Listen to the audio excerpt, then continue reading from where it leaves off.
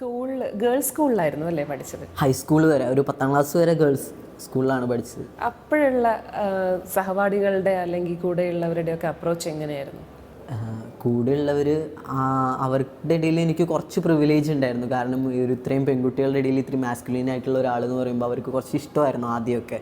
പിന്നീട് ഇത് ഒരുപാട് എന്തെല്ലാം ഒരു ആൺകുട്ടിയെ പോലെയാണ് ചെയ്യുന്നത്, അത് കാണുമ്പോൾ പിന്നീടാണ് കളിയാക്കലുകളിലേക്ക് വന്നത്. പിന്നെ എല്ലാവരും ചോദ്യം ചെയ്തു തുടങ്ങി.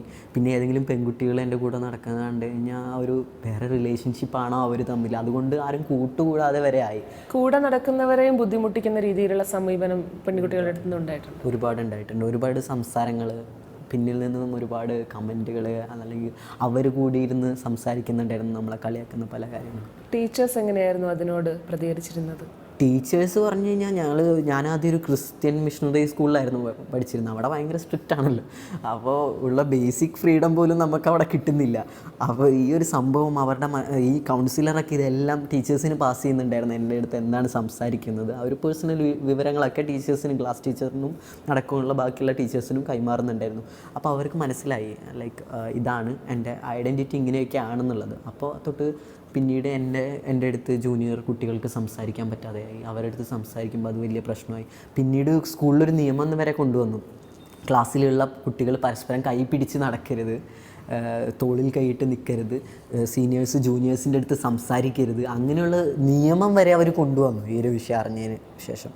ഇതിപ്പോൾ ഞാൻ മാത്രമല്ല, ഇനി പിന്നീട് വരുന്ന ആളുകളും ഇതുപോലെ ആയി മാറും. ഞാനിങ്ങനെ എല്ലാവരുടെ അടുത്തും കമ്മ്യൂണിക്കേറ്റ് ചെയ്യുകയാണെങ്കിൽ ഇതുപോലെ മറ്റു കുട്ടികളും തുടരും എന്നുള്ളൊരു ഭയം അവരുടെ.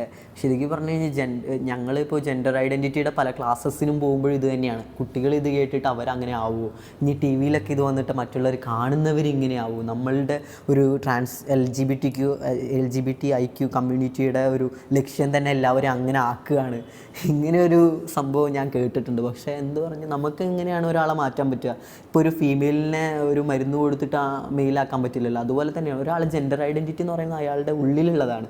അതൊരിക്കലും ഒരു മരുന്ന് കൊടുത്ത് ഒരു ക്ലാസ് കൊടുത്ത് ഒരു കാര്യം സംസാരിച്ചോ, ഇതിപ്പോൾ നമ്മൾ ഒരു ഡോക്ടറെ കണ്ടിട്ട് എനിക്ക് ഡോക്ടർ ആവണമെന്ന് പറയുന്ന പോലെ അല്ലല്ലോ ഇത് നമ്മുടെ ഉള്ളിലുള്ളൊരു സംഭവമല്ലേ. LGBTQ വിഷയങ്ങൾ സ്കൂളുകളിൽ അവതരിപ്പിക്കുന്നത് ഇങ്ങനെയുള്ള ആളുകളെ കൂട്ടത്തോടെ സമൂഹത്തിലേക്ക് ഉണ്ടാക്കാനുള്ള ഒരു അജണ്ടയുടെ ഭാഗമായിട്ടാണെന്ന്. അപ്പം നിലവിൽ നമ്മൾ അഭിമുഖീകരിക്കുന്ന ഒരു വലിയ പ്രശ്നം എന്താണെന്ന് വെച്ച് കഴിഞ്ഞാൽ, നമ്മൾ കുറച്ച് വ്യക്തികൾ ചേർന്നിട്ട് സ്കൂളുകളിലോ അല്ലെങ്കിൽ ബാക്കിയുള്ള സ്ഥാപനങ്ങളിലോ അവയർനെസ് പ്രോഗ്രാം നടത്തിയിട്ട് യാതൊരു കാര്യവുമില്ല. ഇത് കൃത്യമായിട്ട് പാഠ്യപദ്ധതിയിൽ വരാതെ ഇതിനൊരു ചേഞ്ചും വരാൻ പറ്റില്ല എന്ന് തന്നെയാണ് മനസ്സിലാക്കേണ്ടത്, അല്ലേ? അതെ, തീർച്ചയായിട്ടും. കാരണം ഇത് പാഠ്യപദ്ധതിയിൽ വരുന്നതെന്ന് പറയുന്നത് ആദ്യം തന്നെ നമ്മളുടെ ടീച്ചേഴ്സിന് നമ്മളെ കുട്ടികളെ പഠിപ്പിക്കുന്ന ടീച്ചേഴ്സിന് ഒരു ട്രെയിനിങ് വെക്കണം. എങ്ങനെയാണ് ഇങ്ങനെയുള്ള കുട്ടികൾ ക്ലാസ്സിലുണ്ടെങ്കിൽ അവരെങ്ങനെയാണ് ട്രീറ്റ് ചെയ്യേണ്ടത്. അവിടെ ഒരു പ്രശ്നം ഉണ്ടാകും. ടീച്ചേഴ്സിന് ട്രെയിനിങ് വെക്കണമെങ്കിൽ നമ്മൾ പോകുന്നത് എവിടെയാണ്? വകുപ്പുകളിലേക്കാണ്. വകുപ്പുകളിലും ഇതേ അവയർനെസ് ഉള്ള ആളുകൾ തന്നെയായിരിക്കും ഇരിക്കുന്നത്. അപ്പം നമ്മൾ എത്ര തന്നെ പറഞ്ഞു കഴിഞ്ഞാലും അത് മനസ്സിലാക്കാൻ പറ്റുന്ന ഒരു സാമൂഹിക അന്തരീക്ഷമാണ് നമുക്ക് ശരിക്കും വേണ്ടത്. എവിടെയാണ് ഇത് തുടങ്ങുക എന്നുള്ളതിനെ പറ്റിയിട്ട് ആലോചിച്ച് കഴിഞ്ഞാൽ നമുക്കൊരു ഉത്തരവില്ല. അപ്പോൾ വ്യക്തികൾ തുടങ്ങിയ ഇത്തരം പരിപാടികൾ നടക്കട്ടെ, അതിൻ്റെ കൂടെ സമൂഹം മുന്നോട്ട് വരട്ടെ. അതിൻ്റെ ഭാഗമായിട്ട് നമുക്ക് പറ്റുമെങ്കിൽ പാഠ്യപദ്ധതിയിലോട്ടൊരു മാറ്റം കൊണ്ടുവരാൻ ശ്രമിക്കാം എന്നുള്ളതാണ്. ഇതിൽ പാഠ്യപദ്ധതിയിൽ മാറ്റം വന്നു കഴിഞ്ഞാൽ വലിയൊരു ചേഞ്ച് ആയിരിക്കും. പിന്നീട് വരുന്ന തലമുറയ്ക്ക് എങ്ങനെയാണ് ഇതിനെ അപ്രോച്ച് ചെയ്യേണ്ടതെന്നുള്ളത് പിന്നെ അവർക്കുണ്ടാകുന്ന കുട്ടികൾക്ക് പറഞ്ഞു കൊടുക്കാൻ പറ്റും. എന്താണ് ഇങ്ങനെയുള്ള ആളുകളും നമ്മുടെ സമൂഹത്തിലുണ്ട്. ഇപ്പോൾ ഞാനൊരു CBSEയുടെ ICSEയുടെ സിലബസിലൊരു പോർഷൻ കണ്ടായിരുന്നു, ഫാമിലി ഉള്ളതിൻ്റെ ഡെഫിനിഷൻ ഒരു പോർഷൻ. അത് വളരെ സന്തോഷം തരുന്ന ഒരു പേജ്, ആ ഒരു പോസ്റ്റ് ഞാൻ കണ്ടിരുന്നു. ശരിക്കും പറഞ്ഞാൽ ഫാമിലി എന്ന് പറയുന്നത് സിസ്ജെൻഡറായിട്ട് ഒരു ഫീമെയിലും മെയിലും ഒരു കുട്ടിയും അല്ലെങ്കിൽ 2 കുട്ടികളോ അടങ്ങുന്ന ഒരു ഫാമിലി അല്ല. മെയിലും കുട്ടികളും അതുപോലെ തന്നെ ട്രാൻസ് ആയിട്ടുള്ള ആളുകളും ഇതുപോലെ പല വൈവിധ്യങ്ങൾ അടങ്ങിയതാണ്. സിംഗിൾ പാരൻറ്റ് അതെ ഉൾപ്പെടുത്തിയിട്ടുണ്ട്. അതുപോലെ ചെറിയ കുട്ടികളിൽ തുടങ്ങി ആ ഒരു വിഷയം. ശരിക്കും പറഞ്ഞു കഴിഞ്ഞാൽ ഇത് പാഠ്യപദ്ധതിയിൽ ഉൾപ്പെടുത്തുക എന്ന് പറയുന്നത് വലിയൊരു ചലഞ്ചാണ്. കാരണം എന്തിനു പറയുന്നു, നമ്മുടെ ലൈംഗിക കാര്യങ്ങൾ, ആ ഒരു ലൈംഗിക വിദ്യാഭ്യാസം തന്നെ സിലബസിൽ ആഡ് ചെയ്യുന്നത് എന്തോ നാണക്കേടായിട്ട്, അല്ലെങ്കിൽ അത് പഠിപ്പിക്കുന്ന ഒരു നാണക്കേടായിട്ട് കാണുന്ന ഒരു സമൂഹമാണ് നമ്മുടെ ഇവിടെ ഉള്ളത്. അതിൻ്റെ ഇടയിൽ സെക്ഷുവാലിറ്റിയും ജെൻഡറും കൂടി ആഡ് ചെയ്യുന്ന കാര്യം പറയുന്നത് ഇത്തിരി ബുദ്ധിമുട്ട് തന്നെയാണ്. സ്കൂളുകളിൽ പ്രശ്നം ഉണ്ടായപ്പോൾ അത് പഠിത്തത്തിന് എങ്ങനെയൊക്കെയായിരുന്നു ബാധിച്ചിരുന്നത്? ഡിപ്രഷൻ ഉള്ളതുകൊണ്ട് തന്നെ പഠിത്തത്തിൽ കാര്യമായിട്ട് ശ്രദ്ധിക്കാൻ പലപ്പോഴും പറ്റാറില്ല. ക്ലാസ്സുകൾ അറ്റൻഡ് ചെയ്യാൻ പറ്റാറില്ല. പഠിക്കാൻ ഈ ബുള്ളിങ് പ്രശ്നമുള്ളതുകൊണ്ട് ക്ലാസ്സുകൾ പല സമയത്ത് കട്ട് ചെയ്യും. ഇങ്ങനെ ക്ലാസ് കട്ട് ചെയ്ത് ഞാൻ NSSലുണ്ടായിരുന്നു. അപ്പോൾ അങ്ങനെ ഈ ഒരു ബുള്ളിങ് കാരണം ക്ലാസ് കട്ട് ചെയ്ത് NSS ക്യാമ്പിലൊന്നും കുറച്ച് നാൾ പോകാൻ പറ്റിയില്ല. അപ്പോൾ ആ സമയത്ത് എൻ്റെ ജെൻഡറിൻ്റെ കാര്യമെല്ലാം ഈ ഒരു ഓറിയൻറ്റേഷൻ ഇതെല്ലാം സംസാരിച്ചുകൊണ്ടിരിക്കുകയായിരുന്നു നമ്മുടെ സ്കൂളുകളിലെ എല്ലാ കുട്ടികളും. അപ്പോൾ ഈ സാറ് എന്നെ ഒരു ദിവസം വിളിച്ചിട്ട് പറഞ്ഞു, ഇങ്ങനെയുള്ള ആളുകളെയൊന്നും നമ്മളുടെ NSS പോലെയുള്ള ഒരു വലിയൊരു സംഭവത്തിൽ ആഡ് ചെയ്യാൻ പറ്റില്ല, അതുകൊണ്ട് തന്നെ ഞാൻ NSSന്ന് പുറത്താക്കിയെന്ന് പറഞ്ഞിരുന്നു. അപ്പോൾ അതുപോലെയുള്ള ആക്ഷൻസ് വരെ ഉണ്ടായിട്ടുണ്ട്. അപ്പോൾ എത്രത്തോളം ഡിപ്രഷൻ നമുക്ക് തരുന്നുണ്ട്. NSSൽ നിന്ന് പുറത്താക്കി തന്നെ, ഞാൻ അതിൽ ഉണ്ടായിരുന്ന ഒരാളാണ്. എന്നിട്ട് പക്ഷേ ഇപ്പോൾ NSSൻ്റെ അതേ സ്കൂളിൽ അതേ NSS നടത്തുന്ന അതേ ട്രെയിനറുള്ള അതേ സ്കൂളിൽ ഇപ്പോൾ NSSൻ്റെ ഒരു ക്യാമ്പ് ഉദ്ഘാടനം ചെയ്യാനും കുട്ടികൾക്ക് ക്ലാസ് എടുക്കാനും എന്നെ വിളിക്കുകയുണ്ടായി. ജെൻഡർ ഐഡൻറ്റിറ്റിയുമായി ബന്ധപ്പെട്ട് ദേഹപരിശോധന, അതായത് ഡോക്ടേഴ്സ് അടക്കമുള്ള ആളുകൾ ദേഹപരിശോധന നടത്തി ജെൻഡർ ഐഡൻറ്റിറ്റി സർട്ടിഫൈ ചെയ്യുന്നതിനെ പറ്റി എന്താണ് അഭിപ്രായം? സുപ്രീം കോടതി വിധി പ്രകാരം നാൽസർ ജഡ്ജ്മെൻറ്റ് 2014 നിലവിൽ വന്നിരുന്നു. അതിൽ നമ്മൾക്ക് സ്വന്തമായിട്ട് ഐഡൻറ്റിറ്റി എന്താണെന്ന് സെൽഫ് ഡിക്ലെയർ ചെയ്യാനുള്ള ഒരു അവസരം ഉണ്ടായിരുന്നു. പക്ഷേ ഇന്ന് അത് പക്ഷേ പലരും ഒരു മെഡിക്കൽ ഫീൽഡിൽ വരുമ്പോൾ അത് ഫോളോ ചെയ്ത് വന്നിരുന്നില്ല, അങ്ങനെ ഒരു നിയമം ഉണ്ടായിട്ടും. പക്ഷേ ഇന്ന് നിയമം വരെ നമ്മൾക്ക് പ്രതികൂലമായിട്ട് നിൽക്കുന്ന ഒരു സാഹചര്യമാണുള്ളത്. കാരണം ട്രാൻസ് ബില്ല് നിലവിൽ വന്നു. ഇപ്പോൾ അത് പേഴ്സൺസ് റൈറ്റ് ആക്റ്റാണ്. അപ്പോൾ ആ ഒരു നിയമം ഇപ്പോൾ ചോദ്യം ചെയ്യുകയാണ്. നമ്മൾക്ക് സെൽഫ് ഡിക്ലെയർ ചെയ്യാനുള്ളൊരു അവകാശം ഇപ്പോൾ ഇല്ല. ഇപ്പോൾ ഒരു മെഡിക്കൽ പ്രാക്ടീഷണറുടെ അടുത്ത് പോയിട്ട് ഒരു സർട്ടിഫിക്കറ്റ്, ജെൻഡർ സർട്ടിഫിക്കറ്റ് ഇഷ്യൂ ചെയ്താൽ മാത്രമേ, അതായത് ഇപ്പോൾ എല്ലാ ട്രാൻസ്ജെൻഡേഴ്സും ഒരു ഡോക്ടറുടെ അടുത്ത് പോയിട്ട് ശരീരം കാണിച്ചു കൊടുക്കണം നമ്മളുടെ ഐഡൻറ്റിറ്റി പ്രൂവ് ചെയ്യാൻ എന്ന് പറയുന്ന ഒരു അവസ്ഥയിലേക്കാണ് വന്നിരിക്കുന്നത്. അതുപോലെ തന്നെ ഡിസ്ട്രിക്ട് മജിസ്ട്രേറ്റ് ആണ് ഒരു സർട്ടിഫിക്കറ്റ് ഇഷ്യൂ ചെയ്യുന്നത്. അപ്പോൾ ഒരു സെൽഫ് ഡിക്ലറേഷൻ്റെ സാധ്യത സ്വയം ഒരു തെളിവാവുന്നത്, സ്വയം ഒരു ജെൻഡർ ഐഡൻറ്റിറ്റി പ്രൂവ് ചെയ്യാനുള്ള തെളിവാവുന്നത് ഇനി മുതൽ അങ്ങനെ ആവാൻ പറ്റില്ല. ലീഗൽ ആയിട്ട് നമുക്ക് അങ്ങനെ ചെയ്യാൻ പറ്റില്ല എന്നുള്ളൊരു സാഹചര്യമാണ് ഇപ്പോൾ വന്നുകൊണ്ടിരിക്കുന്നത്. ശരിക്കും നിയമവ്യവസ്ഥ പോലും ജെൻഡർ ഐഡൻറ്റിറ്റിയെയും സെക്സിനെയും തമ്മിൽ കൺഫ്യൂസ് ചെയ്യുവാണല്ലേ? അതെ. സെക്സ് എന്നുള്ളത് മെയിൽ, ഫീമെയിൽ, ഇൻ്റർസെക്സ് എന്നുള്ളതാകുമ്പോൾ ജെൻഡർ ഐഡൻറ്റിറ്റി ഒരുപാടുണ്ടെന്നുള്ള കാര്യം നിയമവ്യവസ്ഥ അടക്കം വിസ്മരിക്കുകയാണ്. ഈ ഒരു അവസ്ഥയിൽ നമ്മൾക്ക് ആപ്ലിക്കേഷൻ ഫോമുകളിൽ ജെൻഡർ അല്ലെങ്കിൽ സെക്സ് എന്നുള്ളത് അടയാളപ്പെടുത്തുന്നത്, അതിനെ പറ്റിയിട്ട് എന്താണ് പറയാനുള്ളത്? ശരിക്കും പറഞ്ഞാൽ സെക്സ് എന്ന് പറഞ്ഞ കോളമല്ല നമുക്ക് വേണ്ടത്. ഫീമെയിൽ, മെയിൽ, ഇൻ്റർസെക്സ് അങ്ങനെയല്ല. നമ്മുടെ ജെൻഡർ എന്നുള്ളൊരു സംഭവം കൂടി അതിൽ ഉൾപ്പെടുത്തണം. ഇപ്പോൾ സിസ് ജെൻഡർ ആയിട്ടുള്ള ആളുകൾക്കും ട്രാൻസിൽ ഫീമെയിൽ, ട്രാൻസ്മെൻ, ട്രാൻസ് വുമൺ എന്ന് പറയുന്ന ഒരു കോളം വേണമെന്നില്ല. ട്രാൻസ് പേഴ്സൺസ് എന്നുള്ള ഒരു കോളമെങ്കിലും. മെയിൽ, ഫീമെയിൽ, ട്രാൻസ്ജെൻഡർ എന്നതിനപ്പുറത്തേക്ക് സിസ് ആൻഡ് ട്രാൻസ് എന്നല്ലേ കൂടുതലായിട്ടും യോജിക്കുന്നത്? അതെ, തീർച്ചയായും അങ്ങനെയാണ് വേണ്ടത്. ജെൻഡർ കോളം എന്ന് പറയുമ്പോൾ സിസ് ജെൻഡർ ആയിട്ടുള്ള ആളുകൾക്കും സിസ് ജെൻഡർ എന്നും ട്രാൻസ്ജെൻഡർ എന്നും പറയുന്നത് കുറച്ചുകൂടി വ്യക്തമായിട്ട് നമുക്ക് അടയാളപ്പെടുത്താൻ പറ്റുമെന്ന് എനിക്ക് തോന്നുന്നു. ഒരു മെഡിക്കൽ കോണ്ടെക്സ്റ്റിൽ ഇപ്പോൾ ഒരു ആക്സിഡൻ്റ് ആയിട്ടൊരു ട്രാൻസ് വ്യക്തി വരുന്നു, ആ ഒരു കോണ്ടെക്സ്റ്റിൽ നിന്നുകൊണ്ട് നമുക്ക് ഇതിനെ ഒന്ന് വ്യക്തമാക്കാൻ വേണ്ടി ഒരു ഉദാഹരണം ഒന്ന് പറഞ്ഞാൽ നല്ലതായിരുന്നു. അതായത് ഇപ്പോൾ ഒരു ട്രാൻസ്ജെൻഡർ നമ്മൾ ഐഡൻറ്റിറ്റി ഹൈഡ് ചെയ്ത് വെക്കാൻ പറ്റാത്ത ചില സാഹചര്യങ്ങളാണിത്. കാരണം ഒരു ട്രാൻസ്ജെൻഡർ വ്യക്തിക്ക് ഇപ്പോൾ ഒരു മെയിൽ ID കാർഡോ അല്ലെങ്കിൽ ഒരു ഫീമെയിൽ ID കാർഡ് മാത്രമാണ് ഉള്ളതെങ്കിൽ, ക്യാരി ചെയ്യുന്നതെങ്കിൽ, ഇപ്പോൾ ഈ പേഴ്സൺ ട്രാവൽ ചെയ്തുകൊണ്ടിരിക്കുമ്പോൾ ഒന്ന് ഫെയിൻറ്റ് ആവുകയാണ് അല്ലെങ്കിൽ ആക്സിഡൻ്റ് ആവുകയാണ്. അപ്പോൾ ആ സമയത്ത് ഇപ്പോൾ ഒരു അറിയാത്തൊരു വ്യക്തി, നമ്മൾക്ക് ഒരാളെ ഫേസ് നോക്കിയിട്ട് ട്രാൻസ് ആണോ അതോ മെയിലാണോ ഫീമെയിലാണോ എന്ന് ഡിഫൈൻ ചെയ്യാൻ പറ്റില്ല. ഇപ്പോൾ ഇൻ കേസിൽ നമുക്ക് ഒരു ട്രാൻസ് പേഴ്സൺ ആണ് അത് മെഡിക്കൽ ഒരു പ്രോബ്ലം വന്നത്. അപ്പോൾ അദ്ദേഹത്തിൻ്റെ പല സമയങ്ങളിലും ഇപ്പോൾ ഇഞ്ചുറി പറ്റിയിട്ടുണ്ടെങ്കിൽ നമ്മൾ ചില സമയത്ത് ഷർട്ട് ഊരും. അപ്പോൾ ആ സമയത്ത് ഒരു സർജറി ചെയ്യാത്ത ട്രാൻസ് പേഴ്സൺ ആണെങ്കിൽ അത് എഫക്റ്റ് ചെയ്യും. അല്ലെങ്കിൽ ട്രീറ്റ്മെൻറ്റ് ചെയ്യേണ്ടത് ഇപ്പോൾ ഹോസ്പിറ്റലിലോട്ട് കൊണ്ടുപോയി ആ വ്യക്തിയെ, അപ്പോൾ പെട്ടെന്ന് കാണുമ്പോൾ വിസിബിളി അതൊരു ഫീമെയിൽ ആയിരിക്കാം, പക്ഷെ ഒരു ട്രാൻസ് മാൻ ആയിരിക്കും. അപ്പോൾ എങ്ങനത്തെ ട്രീറ്റ്മെൻ്റ് ആണ് കൊടുക്കേണ്ടത്? അത് നമുക്കൊരു ട്രാൻസ് ID കാർഡ് ഉണ്ടെങ്കിൽ തന്നെ അത് ഒരു അത്യാവശ്യ ഘട്ടങ്ങളിൽ ഒരു പേഴ്സണ് സംസാരിക്കാൻ പറ്റാത്തൊരവസരത്തിൽ ആ ആളെ ഐഡൻറ്റിഫൈ ചെയ്ത് ആ ആൾക്ക് വേണ്ട ട്രീറ്റ്മെൻറ്റ് കൊടുക്കാൻ പറ്റുന്നത് ഇങ്ങനെ ഒരു ID കാർഡ് ഉണ്ടെങ്കിൽ തന്നെയാണ് സാധിക്കുള്ളൂ. അത്തരത്തിലുള്ള എന്തെങ്കിലും അനുഭവങ്ങൾ പറയാനുണ്ടോ? എനിക്കൊരു സമയത്ത് ലോവർ അബ്ഡോമിനിൽ ഒരു പെയിൻ വന്നായിരുന്നു. അപ്പോൾ ഞാൻ ഡോക്ടറെ അടുത്ത് പോയിട്ട് സ്കാൻ ചെയ്യണമെന്ന് പറഞ്ഞു. അൾട്രാസൗണ്ട് ആയിരുന്നു സ്കാൻ. അപ്പോൾ ആ സമയത്ത് എന്നെ കിടത്തി. എനിക്ക് ഭയങ്കര മടിയായിരുന്നു ഇങ്ങനെ പറയാനായിട്ട്. അവിടെ കുറേ ആളുകളുണ്ടായിരുന്നു, ഫീമെയിൽ നേഴ്സസ് ഉണ്ടായിരുന്നു. അപ്പോൾ ഈ ഡോക്ടർ ഇരിപ്പുണ്ട്, അപ്പോൾ എങ്ങനെയാണ് ട്രാൻസ്മെൻ, അതും ഒരു വില്ലേജ് ഏരിയ ആയിരുന്നു അത്. അപ്പോൾ അവിടെ ഇത് എത്ര പറഞ്ഞു കഴിഞ്ഞാൽ എങ്ങനെ മനസ്സിലാവും? ഈ ട്രാൻസ്മെൻ എന്ന് പറയുന്നത് നേരത്തെ പറഞ്ഞ പോലെ തന്നെ മനസ്സിലാവാത്ത പലരും ഉണ്ട് മെയിൽ എന്ന് പറയുമ്പോൾ. അപ്പോൾ എനിക്ക് പറയാൻ ഇത്തിരി മടിയായിരുന്നു. അപ്പോൾ അദ്ദേഹം സ്കാനിങ് തുടങ്ങിയപ്പോൾ എന്നെ വല്ലാത്തൊരു നോട്ടമായിരുന്നു. അപ്പോൾ സ്കാനിങ്ങിൽ യൂട്രസ് അതുപോലെയുള്ള ഫീമെയിൽ ഓർഗൻസാണ് ആൾ കാണുന്നത്. വിസിബിളി നോക്കിയപ്പോൾ ഒരു മാനാണ്. അപ്പോൾ ആൾ ചോദിച്ചു എൻ്റെ അടുത്ത് എന്താ പ്രശ്നം എന്ന് ചോദിച്ചു. അപ്പോഴാണ് ഞാൻ പറഞ്ഞത് ഞാനൊരു ട്രാൻസ്മാൻ ആണെന്ന് പറഞ്ഞു. അപ്പോൾ ആൾ പറഞ്ഞു എങ്ങനെയാണ് ട്രാൻസ്മാൻ ആണോ എന്നുള്ളൊരു കൺഫ്യൂഷൻ ഉണ്ടായിരുന്നു. അപ്പോൾ ഞാൻ പറഞ്ഞു ഞാൻ ട്രാൻസ്മാൻ ആണ്, സർജറി ചെയ്തിട്ടില്ല, അങ്ങനെ പറഞ്ഞ് വ്യക്തമാക്കി കൊടുക്കേണ്ടി വന്നു. ട്രാൻസിഷൻ സമയത്ത് സോഷ്യൽ മീഡിയ എത്രത്തോളം ഹെൽപ്പ് ചെയ്തിട്ടുണ്ട് എന്നുള്ള ഒരു കാര്യം പറയാമോ? കമ്മൗട്ട് ആവാനായിട്ട് ഒരുവിധം എല്ലാ ട്രാൻസ്ജെൻഡേഴ്സും ഇപ്പോഴത്തെ ജനറേഷനിൽ നമുക്ക് ഏറ്റവും കൂടുതൽ അവസരം കിട്ടുന്ന പ്ലാറ്റ്ഫോം എന്ന് പറയുന്നത് സോഷ്യൽ മീഡിയ തന്നെയാണ്. ഞാൻ എൻ്റെ ഐഡൻറ്റിറ്റിയും പബ്ലിക്കിൻ്റെ അടുത്ത് റിവീൽ ചെയ്തത് സുഹൃത്തുക്കൾക്കും വീട്ടുകാർക്കും അറിയായിരുന്നു. പബ്ലിക്കിൽ റിവീൽ ചെയ്തത് ഞാൻ സോഷ്യൽ മീഡിയ വഴിയാണ്. അതുകൊണ്ട് തന്നെ ഒരുപാട് പ്രശ്നങ്ങൾ പെട്ടെന്ന് ഉണ്ടായിട്ടുമുണ്ട്. എന്നാലും നമ്മൾക്കൊരു ഇപ്പോൾ ഒരു ഫേസ്ബുക്ക് ഐ ഡി ഒക്കെ ക്രിയേറ്റ് ചെയ്യാൻ ഇപ്പോൾ എളുപ്പമാണ്. ആ ഒരു സംഭവം ഒരു പ്രിവിലേജ് ആയിരുന്നു. കാരണം നമ്മൾക്ക് ഇപ്പോൾ ഫേസ്ബുക്കിലൊക്കെ ഓപ്ഷൻ ഉണ്ട്, ഏത് ജെൻഡർ വേണമെങ്കിലും നമ്മൾക്ക് കസ്റ്റമായിട്ട് ചെയ്യാനുള്ളത്.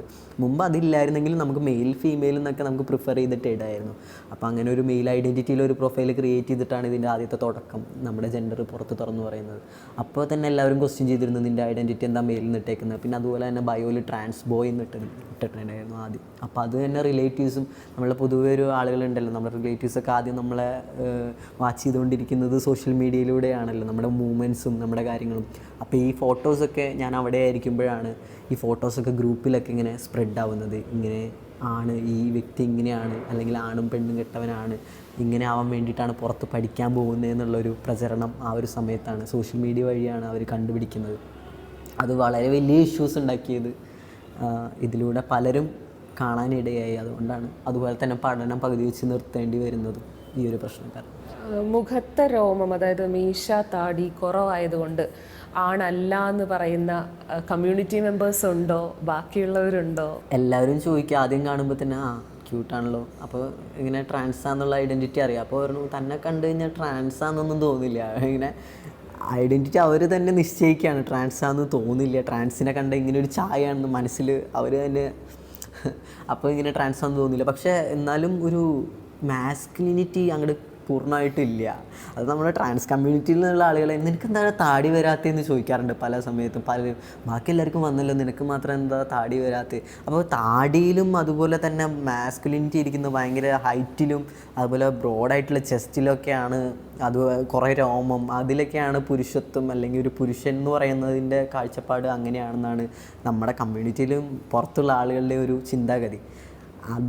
അതിൽ നിന്നൊക്കെ ഞാൻ അതിൽ നിന്നും പുറത്ത് കടന്ന് ഇപ്പോൾ ആദ്യമൊക്കെ ഭയങ്കര വിഷമം ഉണ്ടായിരുന്നു. അയ്യോ എനിക്കെന്താ താടി വരാത്ത, എനിക്കെന്താ. പിന്നെ ജിമ്മിൽ പോകാമെന്നൊക്കെ വിചാരിച്ചു. പലരും പറയും ജിമ്മിൽ ആവണക്കണ്ണ തേക്ക്, അങ്ങനെയുള്ള സജഷൻസൊക്കെ തരാറുണ്ട്. അപ്പം ഞാൻ ചിന്തിച്ചിട്ടുണ്ട് ജിമ്മിൽ പോയി ശരിയാക്കിയെടുക്കാം.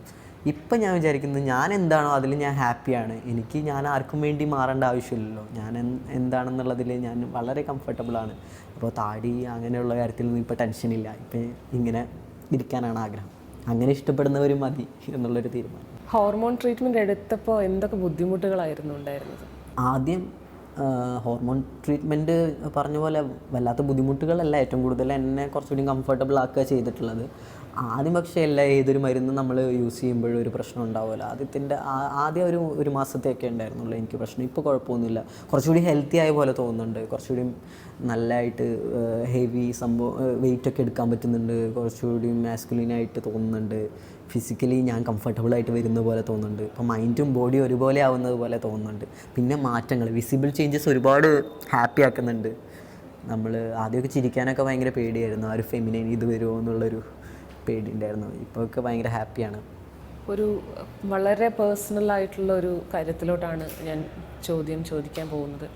അത് നമ്മളുടെ ഒരു കൗമാര പ്രായത്തിൽ തന്നെ നമ്മളുടെ ലൈംഗികത നമ്മൾ തിരിച്ചറിയുന്നൊരു ഘട്ടമുണ്ട്, അല്ലെങ്കിൽ സ്വയംഭോഗം, മാസ്റ്റർബേഷൻ എന്നീ രീതികളിലോട്ടൊക്കെ നമ്മൾ പോകുന്നൊരു പ്രായമാണ്. ആ സമയത്ത് നമ്മളുടെ വളർച്ച അല്ലെങ്കിൽ നമ്മളുടെ മാറ്റങ്ങൾ എത്രത്തോളം ജെൻഡർ ഐഡൻറ്റിറ്റിയുമായിട്ട് ബന്ധപ്പെടുത്തി നോക്കുമ്പോൾ നമ്മളെ സ്ട്രെസ്സിലാക്കിയിട്ടുണ്ടെന്നൊന്ന് പറയാമോ? സ്ട്രെസ്സ് ഒരുപാട് തന്നിട്ടുള്ളൊരു കാര്യമാണ്. ഇപ്പോൾ ടീനേജിലായാലും നമ്മളുടെ എന്താ പറയുന്നത്, ഒരു ആൺകുട്ടിയായിട്ട് ചിന്തിക്കുന്ന ഒരാൾ ശരീരം അങ്ങനെ ഇല്ലെങ്കിൽ അല്ലാതെ വരുന്നൊരവസ്ഥയിൽ നേരിടുന്ന ഫ്രസ്ട്രേഷൻ വളരെയധികമാണ്. നമ്മൾക്ക് ഞാൻ പറഞ്ഞ പോലെ തന്നെ മിററിൽ നോക്കാൻ പറ്റാത്തൊരവസ്ഥയും നമ്മുടെ ശരീരം ടച്ച് ചെയ്യാൻ പോലും നമുക്ക് തോന്നാതെ വരുന്ന, നമ്മുടെ ശരീരത്തോട് തോന്നുന്നൊരു വെറുപ്പുണ്ടല്ലോ, അത് വല്ലാത്ത സ്ട്രെസ്സായിരുന്നു തന്നിരുന്നത്. അപ്പോൾ ആ ഒരു മാസ്റ്റർബേഷനെ കുറിച്ചൊന്നും ആ ഒരു ട്രാൻസിഷന് മുമ്പൊന്നും ചിന്തിച്ചിട്ട് പോലുമില്ല. അതൊക്കെ ഒരു വെറുപ്പായിട്ടായിരുന്നു കണ്ടിരുന്നത്. അങ്ങനെയൊന്നും ചിന്തിക്കാറ് പോലുമില്ല. ഇപ്പോൾ ഞാനിപ്പോൾ പറഞ്ഞ പോലെ സ്വപ്നം കാണുമ്പോൾ ഞാൻ എൻ്റെ ശരീരം എന്താണെന്നുള്ളത് ഞാൻ സ്വപ്നത്തിലൊക്കെ ചിന്തിക്കുമായിരുന്നു. ഇതാണ് എൻ്റെ ശരീരം, ഇങ്ങനെയാണ് എനിക്ക് വേണ്ടത്, ഇങ്ങനെയാണ് എൻ്റെ ഫീല് വരുന്നത്, അതുപോലെ ആവണം എൻ്റെ ശരീരം എന്ന് ആഗ്രഹിക്കുന്നതുകൊണ്ടാണ് ഞാനിപ്പോൾ തെറാപ്പി സ്റ്റാർട്ട് ചെയ്തപ്പോൾ എനിക്ക് ഒരുപാട് വ്യത്യാസം തോന്നുന്നുണ്ട്. ഇപ്പോൾ കംഫർട്ടബിളാണ്. ഇപ്പോൾ അതിനോടൊക്കെ കുറച്ചുകൂടി സ്ട്രെസ് റിലീഫ് നന്നായിട്ടുണ്ട്. ആർത്തവം വരുന്ന സമയങ്ങളിലും ഇതേ രീതിയിലുള്ള സ്ട്രെസ്സ് തന്നെയായിരുന്നു അനുഭവിച്ചുകൊണ്ടിരുന്നത്? അതെ, ഏകദേശം ഇതുപോലൊക്കെ തന്നെയായിരുന്നു നമ്മുടെ സ്ട്രെസ്സ് വരുന്നത്. ഞാൻ പറഞ്ഞ പോലെ പല ട്രാൻസ്മെൻ ആളുകളും ബർത്ത് കൺട്രോളൊക്കെ എടുത്ത് തുടങ്ങുന്നത് അതുകൊണ്ടാണ്. ഇത് ഒട്ടും അക്സെപ്റ്റ് ചെയ്യാൻ പറ്റുന്നൊരു കാര്യമില്ല. അപ്പോൾ ചിലർ ചോദിക്കും, എന്താണ് ഇത് ഭയങ്കര ഡിവൈൻ ആയിട്ടുള്ളൊരു സംഭവമല്ലേ, ഇതിൻ്റെ പെയിൻ അനുഭവിക്കാൻ പറ്റാത്തത് കൊണ്ടാണോ? പെയിൻ അനുഭവിക്കാൻ പറ്റാത്തത് കൊണ്ടൊന്നുമല്ല. അങ്ങനെയാണെങ്കിൽ നമ്മൾ ഇത്രയും പെയിനുള്ള സർജറിയൊക്കെ ചെയ്യും. അപ്പോൾ അതുകൊണ്ടല്ല. ശരിക്കും പറഞ്ഞ ഒരു പുരുഷന് വേണ്ട ഒരു സംഭവമല്ലല്ലോ, ആ ഒരു നമ്മളുടെ ശരീരത്തിൽ വേണ്ട മാറ്റമല്ലല്ലോ നമ്മുടെ ശരീരത്തിൽ സംഭവിക്കുന്നേ എന്നുള്ളൊരു വിഷമമാണ്, ആ ഒരു ഫ്രസ്ട്രേഷനാണ് നമുക്ക് ഉണ്ടാകുന്നത്. ഒരിക്കലും അംഗീകരിക്കാൻ പറ്റാത്തൊരു മാറ്റങ്ങളായിരിക്കും ശരീരത്തിൽ ആ സമയത്ത്. അപ്പോൾ അത് ഒരിക്കലും നമ്മളുടെ ഒരു മെൻ്റലി നമുക്കത് അക്സെപ്റ്റ് ചെയ്യാനായിട്ട് പറ്റില്ല. പൊതുവേ കേട്ടിട്ടുള്ളത് ട്രാൻസ് വുമൺ ആയിട്ടുള്ള ആളുകളൊക്കെ വീട്ടിൽ നിന്ന് ഇറങ്ങിപ്പോവും. പക്ഷേ എൻ്റെ ട്രാൻസ്മാൻ ആയിട്ടുള്ള എൻ്റെ ഫ്രണ്ട്സൊക്കെ പലരും പറഞ്ഞിട്ടുള്ളത് അവരെ കുറേ കാലം പൂട്ടിയിടുന്ന ഒരു പ്രവണതയുണ്ട് വീട്ടിൽ. അപ്പോൾ ആ ഒരു സിറ്റുവേഷൻ അനുഭവിച്ചിട്ടുണ്ടോ? അനുഭവിച്ചിട്ടുണ്ട്. ട്രാൻസ്മെൻ ആളുകൾ വിസിബിൾ അല്ലാത്തതിൻ്റെ കാരണം ഇതാണ്. ഒരുപാട് ട്രാൻസ് വിമൻ വിസിബിലിറ്റി കേരളത്തിലുണ്ട്. പക്ഷേ ഇത്രയും അളവിൽ തന്നെ ട്രാൻസ്മെൻ ആളുകളും ഉണ്ട്. പക്ഷേ ഇവർക്ക് കമ്മൗട്ട് ആവാനുള്ള ഒരു സാഹചര്യം ഇത് ഈ പെൺ ശരീരത്തിൽ അകപ്പെട്ടത് കൊണ്ട് തന്നെ ഒരു പുരുഷൻ്റെ പ്രിവിലേജ് ഒന്നും നമുക്ക് കിട്ടുന്നില്ല. ഇപ്പോൾ പുറത്തേക്ക് ഇറങ്ങണമെങ്കിൽ തന്നെ ഒരുപാട് പേരോട് പെർമിഷൻ ചോദിക്കേണ്ടി വരാറുണ്ട് നമ്മുടെ പെൺകുട്ടികൾക്ക്. പിന്നെ 6 മണി കഴിഞ്ഞാൽ തന്നെ ലേറ്റായ പോലെയാണ് വീട്ടിൽ തിരിച്ചെത്തണം ഇന്ന സമയത്ത്. ആ ഒരു സാഹചര്യത്തിൽ നമ്മൾക്ക് വീട്ടിൽ നിന്ന് ഇറങ്ങിപ്പോവുക എന്നുള്ളതൊരു വലിയൊരു എന്താ പറയുക ടാസ്ക് ആയിട്ടാണ് ഉള്ളത്. അതുകൊണ്ട് തന്നെ ചോദ്യം ചെയ്യപ്പെടും. നമ്മളെന്തെങ്കിലും ചെയ്യുന്നുണ്ടെങ്കിലോ ഫോൺ ഉപയോഗിക്കുന്നുണ്ടെങ്കിലോ 10 മണി കഴിഞ്ഞാൽ സോഷ്യൽ മീഡിയ യൂസ് ചെയ്യരുതെന്ന് പറയുന്ന പാരൻസ് വരെ ഉണ്ടല്ലോ ഇപ്പോൾ പെൺകുട്ടികളുടെ കാര്യത്തിൽ. അപ്പോൾ ആ ഒരു ലിമിറ്റേഷൻസ് ഉണ്ട് നമുക്ക്. അപ്പോൾ ഇതെല്ലാം മറികടന്ന് പുറത്തു വരിക എന്നുള്ളത് വലിയൊരു പ്രശ്നമാണ്. അപ്പോൾ അങ്ങനെയുള്ളൊരു സാഹചര്യത്തിൽ നമ്മുടെ ഐഡൻറ്റിറ്റി വീട്ടിൽ തുറന്നു പറയുമ്പോൾ നമ്മളെ പൂട്ടിയിടുന്നൊരു അവസ്ഥയിലേക്ക് എത്താറുണ്ട് പല സമയത്തും. എനിക്കൊരു 1 വർഷത്തോളം എന്നെ ഹൗസ് അറസ്റ്റ് ചെയ്ത് വീട്ടിൽ തന്നെയായിരുന്നു. ഞാൻ സൗത്ത് ആഫ്രിക്കയിൽ നിന്ന് പഠിച്ചുകൊണ്ടിരിക്കുന്ന സമയത്താണ് ഈ സോഷ്യൽ മീഡിയ വഴി വീട്ടുകാരെ അറിയുന്നത്. അതിനുശേഷം PPL ഭാഗ്യത്തിന് കംപ്ലീറ്റ് ചെയ്തിരുന്നു. അതിൻ്റെ ഇടയ്ക്ക് വെച്ച് തന്നെ ഫീസ് അയക്കുന്നതെല്ലാം ഒരു സ്റ്റോപ്പ് ചെയ്തിട്ട് ഞാൻ 6 മാസത്തോളം തെരുവിൽ കഴിയേണ്ട അവസ്ഥ വന്നിട്ടുണ്ട്. അവിടെ ഒരുപാട് കഷ്ടപ്പെട്ടിട്ടുണ്ട്, ഫീസ് അടയ്ക്കാൻ പറ്റാതെ. അങ്ങനെ ഒരുവിധം സ്ട്രഗിൾ ചെയ്തിട്ടാണ് PPL private pilot training complete ചെയ്തത്. പിന്നീട് അവർ കുറച്ച് പൈസ അയച്ചു തരികയും അത് പൂർത്തിയാക്കാൻ പറ്റുകയും പിന്നീട് അവർ ടിക്കറ്റ് അയച്ചു തന്നിട്ട് ഇനി മതി പഠിച്ചത്, കമേഴ്ഷ്യൽ കണ്ടിന്യൂ ചെയ്യേണ്ട, തിരിച്ചു വരാൻ പറഞ്ഞു. ഫിനാൻഷ്യലി അവരും അത്ര സ്റ്റേബിൾ അല്ലായിരുന്നു, അതുകൊണ്ട് തിരിച്ചു വരാൻ പറഞ്ഞു. ഈ ഒരു ജെൻഡറായിരുന്നു മെയിൻ പ്രശ്നം. അങ്ങനെ ആണ് വീട്ടിൽ പൂട്ടിയിടുന്നത് 1 വർഷത്തോളം. ഇത് മാറ്റിക്കഴിഞ്ഞാൽ എന്നെ പഠിക്കാനായിട്ട് വിടാം എന്നായിരുന്നു പറഞ്ഞിരുന്നത്. അതിനുശേഷം ഈ 1 വർഷം കംപ്ലീറ്റ് ടോർച്ചറായിരുന്നു. ഒരുപാട് ഉപദ്രവിക്കുമായിരുന്നു. ദിവസം കൗൺസിലിങ്ങിന് കൊണ്ടുപോവുക, കാരിയോടൈപ്പിംഗ് ഒക്കെ ചെയ്തിട്ടുണ്ട്. എൻ്റെ ക്രോമസോം വെച്ചിട്ട് നമ്മളെ പല ഡോക്ടേഴ്സും പറഞ്ഞത് ഇത് ഹോർമോണൽ പ്രോബ്ലമാണ്, അല്ലെങ്കിൽ ക്രോമസോം വേരിയേഷനാണ്. അങ്ങനെ പറഞ്ഞ് ഒരുപാട് ഹോസ്പിറ്റലിൽ തന്നെ മണി സ്പെൻഡ് ചെയ്യേണ്ടി വന്നിട്ടുണ്ട്.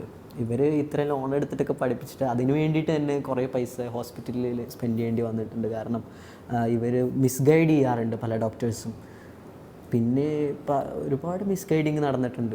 അത്തരത്തിലുള്ള സൈക്കോളജിസ്റ്റുകളുടെ അടുത്ത് പോകുമ്പോഴത്തേക്കും അവരുടെ ഒരു ആറ്റിറ്റ്യൂഡ് എങ്ങനെയാണ്, അവരുടെ ചികിത്സാ രീതികൾ എന്തൊക്കെയാണെന്ന് അറിഞ്ഞിട്ടുണ്ടോ? സൈക്കോളജിസ്റ്റുകൾ മെയിനായിട്ട് കൗൺസിലിംഗ് തരും. അത് നിർബന്ധമായിരുന്നു. ആഴ്ചയിൽ കൗൺസിലിംഗ്. എന്നിട്ട് സൈക്കാട്രിസ്റ്റിൻ്റെ അടുത്ത് റെഫർ ചെയ്യും. സൈക്കാട്രിസ്റ്റ് നമുക്ക് പിൽസാണ് സജസ്റ്റ് ചെയ്യുന്നത്, ആൻറ്റി ഡിപ്രസൻസ്. അത് നമ്മളൊക്കെ ചിന്തിച്ചാൽ മനസ്സിലാവുന്ന ആൻറ്റി ഡിപ്രസൻസൊക്കെ കഴിച്ചു കഴിഞ്ഞാൽ എത്രത്തോളം ടയേർഡാവും, വീക്കാവും ബോഡി എന്നുള്ളത്. പിന്നീട് അവർ സജസ്റ്റ് ചെയ്യുന്ന ഹോർമോൺ തെറാപ്പിയാണ് ക്യൂർ ചെയ്യാനായിട്ട്. ഇവരാണ്, നമ്മുടെ പാരൻസാണ് ഇങ്ങനെയുള്ള കാര്യങ്ങളൊക്കെ കേട്ടറിഞ്ഞിട്ട് പിന്നെ കുറച്ചുകൂടി ഈസ്ട്രജൻ കുത്തിവെച്ച് കഴിഞ്ഞാൽ കുറച്ചുകൂടി ഫെമിനൈൻ ആവും, അപ്പോൾ പെണ്ണാക്കാൻ പറ്റും, ഒരു ശ്രേണതയിലേക്ക് എത്തുമെന്ന് വിചാരിച്ചിട്ട് ഈസ്ട്രജൻ കുത്തിവെക്കാൻ വരെ, അല്ലെങ്കിൽ ഒരു കോമ സ്റ്റേജിലാക്കിയിട്ടിട്ട് അങ്ങനെ മെൻ്റലി ഇല്ലാണെന്ന് പറയുന്നത് ട്രാൻസ്ജെൻഡർ ആണെന്ന് പറയുന്നതിനേക്കാൾ അഭിമാനമാണെന്ന് വിചാരിച്ചിരുന്ന ഒരു അവസരം ഉണ്ടായിരുന്നു. അപ്പോൾ അതുപോലെ ഒരുപാട് മെൻ്റൽ ടോർച്ചറിലൂടെ കടന്നുപോയി 1 വർഷത്തോളം. അത് കഴിഞ്ഞിട്ട് ജീവിക്കണം എന്നുള്ളൊരാഗ്രഹം വളരെ ക്ഷീണിച്ചുകൊണ്ടിരുന്ന് നമ്മളെ കൊണ്ട് പറ്റില്ല, മരിക്കും എന്ന് ഉള്ളൊരവസ്ഥയിലേക്ക് എത്തിയപ്പോഴാണ് ജീവിക്കണം എന്നുള്ളൊരു പ്രതീക്ഷ ഉള്ളിലുള്ളത്. അതുകൊണ്ടാണ് വീട്ടിൽ നിന്ന് കഷ്ടപ്പെട്ട് ഇറങ്ങി വരേണ്ട ഒരു അവസ്ഥ വന്നത്. പുരുഷനായി ജനിച്ച് പുരുഷനായി ഐഡൻറ്റിഫൈ ചെയ്യുന്ന ഒരാൾ, സിസ് ജെൻഡർ ആയിട്ടുള്ള ഒരു പുരുഷൻ, അത്തരത്തിലുള്ള ഒരു പുരുഷൻ ഹെട്രോനോർമറ്റീവ് ആയിട്ടുള്ള ഒരാളാണെന്നും കൂടെ വിചാരിക്കുക. അതായത് അയാൾക്ക് സ്ത്രീയോട് മാത്രമേ ഇഷ്ടമുള്ളൂ, അയാൾക്ക് കുറച്ച് ആണത്തത്തിൽ വിശ്വാസമുണ്ട്, ആൺമേധാവിത്വത്തിൽ അയാൾ വിശ്വസിക്കുന്നുണ്ട്. അങ്ങനെയുള്ള ഒരാൾ എങ്ങനെയാണ് വളരെ മോശം രീതിയിൽ എപ്പോഴെങ്കിലും പെരുമാറിയിട്ടുള്ള അവസരങ്ങൾ ഉണ്ടായിട്ടുണ്ടോ? ഒരാളെന്നല്ല, എത്ര പേരോ ആയിക്കോട്ടെ, അങ്ങനെയുള്ള അനുഭവങ്ങൾ. പുരുഷന്മാരുടെ ഒരു സമീപനം എന്താണ് ട്രാൻസ്മാൻ ജീവിതത്തിൽ? പുരുഷന്മാർ പലരും ചോദിക്കാറുള്ളത്, ഇപ്പോൾ ഇങ്ങനെ സർജറി ചെയ്താലും ഞങ്ങളെപ്പോലെയൊക്കെ ആവാൻ പറ്റുമോ, പൂർണ്ണതയിലേക്ക് എത്താൻ പറ്റുമോ, അങ്ങനെയുള്ള ചോദ്യങ്ങളാണ്. നിങ്ങൾക്ക് കുട്ടികളുണ്ടാവുമോ, അതുപോലെ തന്നെ ഇങ്ങനെ നിനക്ക് ഇത്ര മാസ്കുലിനിറ്റി ഒന്നും പോരാ, കുറച്ചുകൂടി മാസ്കുലിൻ ആവാനുണ്ട്, അതുപോലെയുള്ള സജഷൻസൊക്കെ. പിന്നെ കുറച്ചുകൂടി റിലീജിയസ് ആയിട്ടുള്ള ആളുകളാണെങ്കിൽ ഇതിനെ പൂർണ്ണമായിട്ടും കുറ്റപ്പെടുത്തും. ഇതിൽ ഹാപ്പിയാണോ, ഇങ്ങനെയൊക്കെ ജീവിച്ചിട്ട് നിനക്ക് എന്തെങ്കിലും ജീവിതം ഉണ്ടോ എന്നുള്ള ഒരു രീതിയിൽ കുറ്റപ്പെടുത്തുന്ന. മാസ്കുലിനിറ്റി കൂട്ടാനുള്ള എന്തൊക്കെയാണ് പറഞ്ഞു തന്നിട്ടുള്ളത്? അത് പറഞ്ഞു തന്നിട്ടുള്ളത് ചിലരൊക്കെ ഇങ്ങനെ എന്താ പറയുക, ദുശീലങ്ങളൊക്കെ തുടങ്ങിക്കഴിഞ്ഞാൽ മാസ്കുലീനാവും, അങ്ങനെയുള്ള രീതിയിലൊക്കെ. ആൺകുട്ടിയാണെങ്കിൽ ഇങ്ങനെ നിൽക്കണോടാ, ഇങ്ങനെ നടക്കണം, ഇങ്ങനെ ആയിരിക്കണം, അങ്ങനെയുള്ള രീതിയിൽ ചില പുരുഷന്മാരൊക്കെ നമ്മളെടുത്ത് പെൺപിള്ളേരെയൊക്കെ ആ ഒരു പറഞ്ഞ രീതിയിൽ നിർത്തണം അങ്ങനെയൊക്കെ. പക്ഷെ എനിക്ക് തോന്നിയിട്ടുള്ളത്, എനിക്ക് അങ്ങനെ ഒരു പെൺകുട്ടിയെ ഇങ്ങനെ ഷൗട്ട് ചെയ്യണമെന്നോ എൻ്റെ കീഴിൽ ഞാനായിരിക്കണം ഡോമിനൻ്റ് അങ്ങനെയൊന്നുമില്ല. എനിക്ക് അതിപ്പോൾ എന്ത് രീതിയിൽ ഡിഫൈൻ ചെയ്താലും എനിക്ക് പ്രശ്നമില്ല. എനിക്കൊരു പാർട്ട്ണറെ ചൂസ് ചെയ്യുമ്പോൾ ഞാനെപ്പോഴും ആ കുട്ടിയുടെ അഭിപ്രായങ്ങളും കൂടി വിലവയ്ക്കുന്ന ഒരു രീതിയിലായിരിക്കും. പിന്നെ അതുപോലെ ഈ പുരുഷന്മാരുടെയൊക്കെ മൊത്തത്തിലുള്ള ഒരു വിചാരമുണ്ട്, അവർ ഫ്രീഡം കൊടുക്കണം പെൺകുട്ടിക്ക്, അവർക്ക് ഒരു ഫ്രീഡം ഇല്ല. ഇന്ത്യ സ്വാതന്ത്ര്യം കിട്ടിയിട്ട് വർഷങ്ങളായല്ലോ, പക്ഷെ ഇപ്പോഴും പുരുഷന്മാർ വിചാരിക്കുന്ന അവരാണ് സ്വാതന്ത്ര്യത്തിൻ്റെ മൊത്തക്കച്ചവടക്കാർ, അവരളന്ന് കൊടുക്കണം.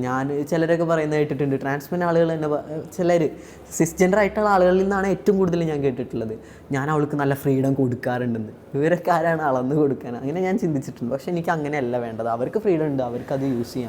പക്ഷേ ഈ രീതിയിലുള്ളൊരു പവർ സ്ട്രഗിൾ ട്രാൻസ്മാൻ ആയിട്ടുള്ള ആളുകൾ അവരുടെ പാർട്ട്നേഴ്സിൽ ചെലുത്താറില്ലേ? അതായത് ഈ അടിച്ചേൽപ്പിക്കലാണ് നമ്മുടെ സമൂഹത്തിൻ്റെ ഈ ഒരു കാഴ്ചപ്പാടുകളും ചിലരുടെ അടിച്ചേൽപ്പിക്കലും. നീ ആണായി ഇങ്ങനെ നടക്കാൻ പറ്റില്ല, അല്ലെങ്കിൽ അംഗീകരിക്കാത്തൊരു ഇത് നമ്മുടെ ട്രാൻസ്ജെൻഡർ കമ്മ്യൂണിറ്റിക്കകത്തുമുണ്ട്. ഇപ്പോൾ ട്രാൻസ്മെൻ ആളുകളാണെങ്കിൽ തന്നെ ഭയങ്കര ഷൗട്ട് ചെയ്യാണ്ട്, ഒരു ദുശീലം ഇല്ലാണ്ട്, ഒരു നല്ല ഇപ്പോൾ ഒരു ഇത്തിരി ഫെമിനൈൻ എന്ന് പറയാൻ പറ്റില്ല, ആൾക്ക് ഇഷ്ടപ്പെടും ഇത്തിരി സോഫ്റ്റ് ആയിട്ടുള്ള ആളുകളാണെങ്കിൽ അവരെ പറയും, നീ എന്താ ഇങ്ങനെ നടക്കുന്നത്, കുറച്ചുകൂടി ആണുങ്ങളെ പോലെ നടക്ക്.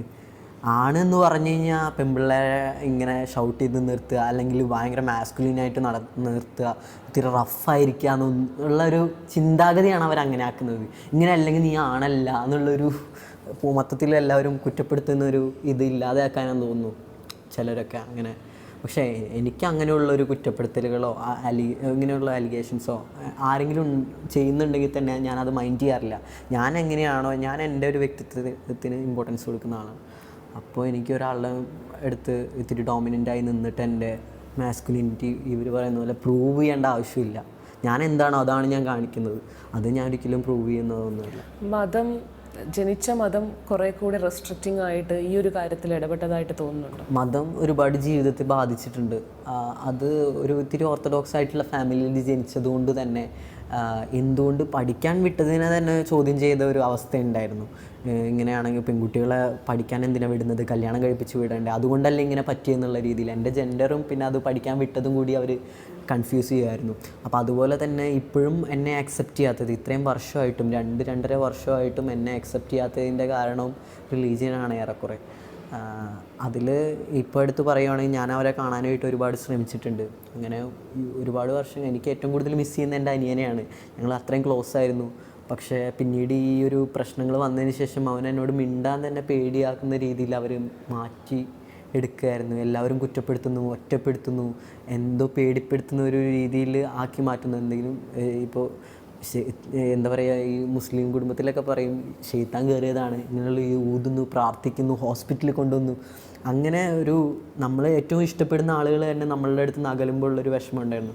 അതുകൊണ്ട് തന്നെ എൻ്റെ ഉമ്മൂമ്മ മരിച്ചു, എന്നെ ഒരുപാട് ചെറുപ്പത്തിൽ നോക്കിയതാണ്. ഉമ്മൂമ്മ മരിച്ചു എന്നുള്ള വാർത്ത കേട്ടിട്ട് ഞാൻ ഈ അടുത്ത് വീട്ടിലോട്ട്, ഒരു വീടൊക്കെ മാറിപ്പോയി, അവിടെ നിന്ന് അങ്ങോട്ട് ചെന്നു, അവർ താമസിക്കുന്നിടത്തേക്ക് ചെന്നു. പക്ഷേ ഒന്ന് കാണാൻ പോലും അനുവദിക്കാത്ത രീതിയിലാണ് ഫാമിലിയിലെ ആളുകൾ റിയാക്ട് ചെയ്തത്.